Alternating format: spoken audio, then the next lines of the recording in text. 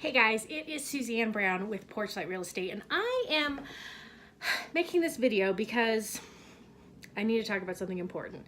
This is getting real about what it's like to be in real estate as a working mother of young children. So my kids are, I have three of them. They are 11, 10, and 8.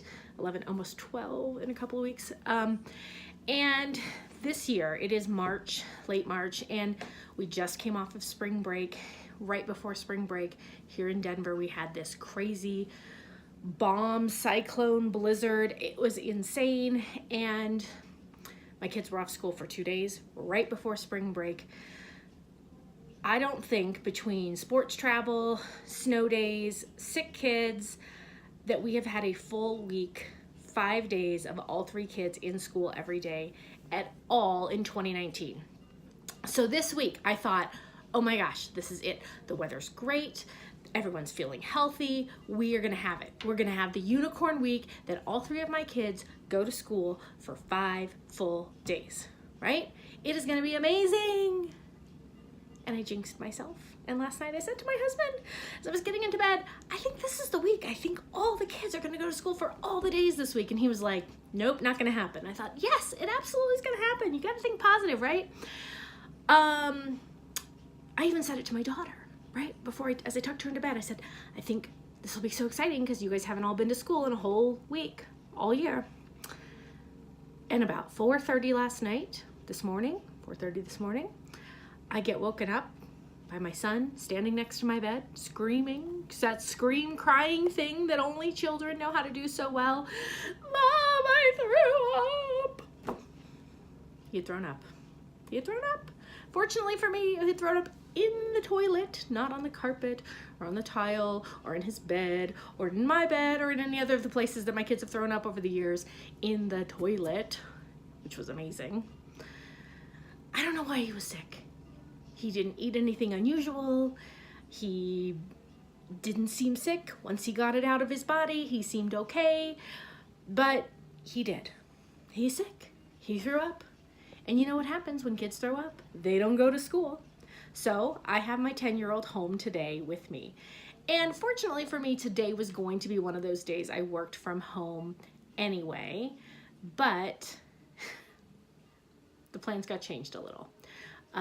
So not too much. He's pretty well self-sufficient, but you know, he's still a little bit sick, and so I'm trying to take it easy on him and do the extra nice things that you need to do when you're a mom. And so day 2 of the week, and I was not going to have this. You see this beautiful messy bun up here?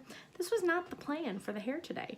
This was the plan for the hair today after I was up at 4:30 and then again at 4:50 for the second round of throwing up, and decided that, you know what, those extra few minutes of sleep are going to be glorious. And so I took them. And this is what it's like being a mom and working from home in a job that requires you to be on 24/7 with a personal job, being a mom, that requires you to be on 24/7. This is what life is like. And I listen to so many podcasts and videos and motivational speakers and audiobooks because I want to be great at my trade. I really do. I want to be fantastic at it. And so I like to study the industry. And what I found in the last year and a half is that all the voices, all the really strong voices out there talking about how to be successful in this business, they're coming from men. And I love men. I love men. I have a husband, I have a father, I have 2 sons. I love men, but they don't get my life. They don't get what it's like to be mom/realtor, realtor/mom, mom/businesswoman, because there's a slash and it's there all day. It does not turn off at 8 a.m. and turn back on at 5 p.m. It doesn't. It's there all day, because if somebody gets sick in the middle of the school day, who gets the phone call? Probably not dad. Maybe your situation's a little different, but for most of the folks I know, it's mom that's getting the phone call. And when someone gets sick in the middle of the night, Nobody runs to dad's side of the bed and says, Dad, I threw up. They stand on mom's side of the bed. Mom, I threw up. Right now, my husband is fantastic. He got out of bed. He helped clean things up. He helped get my son back to bed. But mom is the default, right?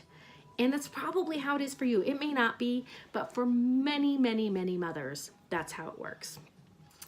And the truth is, that makes this business, that makes this job, or any job that, well, really any job, but especially any job where you work for yourself, that much harder. There's this extra layer on top of get your work done that you're dealing with every day. So I want to come to you with some real talk about what it's like to be a working, independently employed mom of younger children. So these are not college kids who are on their own, not even necessarily high school kids, although I know that that's going to bring its own set of challenges, but these are kids who are still 95% dependent on me, 85% dependent on me for most of what they need every day. And we work really hard to help them be more self-sufficient, to help them take care of the things they can take care of, getting their own breakfast in the morning, and taking showers and baths on their own, and all of those things that they didn't have to do. I couldn't pass off to them when they were smaller, but which now that they're a little bit older, they can. Even with those things, there's still a lot. So I want you to check back in with me. I don't know how often, because let's be honest, it's mom life. So I'd love to say it's every week, but it might not be. It might be every other day, because I might need to vent that often, but it might be every 2 weeks. So be patient, because as you know, if you're watching these videos, what you set out for your schedule is not always what happens. And the best of intentions are sometimes blown to bits by, well, a puking child at 4 in the morning. So if you want to talk and get real about what it's like to be in real estate as a mother, join me here. Suzanne Brown. I'm with Porchlight Real Estate Group in Denver, and I'd love to chat. I'd love to know your story. How old are your kids? What ages are they? What kind of challenges has that presented for you getting into the business, or have you found it to be not a challenge at all? Because I will tell you, for me, my job and my life when I worked a corporate job and I got my kids and I dropped them off at the preschool at 7 in the morning or 7:30 in the morning. I drove to my office. I was there until 5, 6 o'clock at night. I drove and I picked them up from the daycare and came home. Those days seemed so easy. There wasn't phone calls throughout the day. There weren't things coming up at random, right? I dropped them off. I had a whole solid block of time that I devoted to my employer, to getting my work done, to being a person that wasn't a mom necessarily. And then I came home and turned back on the mom switch. Now the mom switch is always on. And when you're new in the business, it would be fantastic to be like, oh, I'll just hire a nanny, right? That'll do it. But the truth of the matter is that when you're new in the business, you don't have the budget yet for that. So how do you make it work when the budget's not there to hire help and you still need to get your job done? Be great at it, because you really do want to be great at it, and keep being the great mom that you already are. So join me here back on this YouTube channel. Let's talk about it. Real talk for real moms who are realtors. It's a lot of reels. Maybe that's the new name of this. I don't know. We'll figure it out as we go. Anyway, I look forward to chatting with you. Leave me a comment, leave me a message. I'd love to hear from you. Go out there and be amazing at being a mom and serving your clients. And I look forward to being back with you again, hopefully next week. All right, have a great one.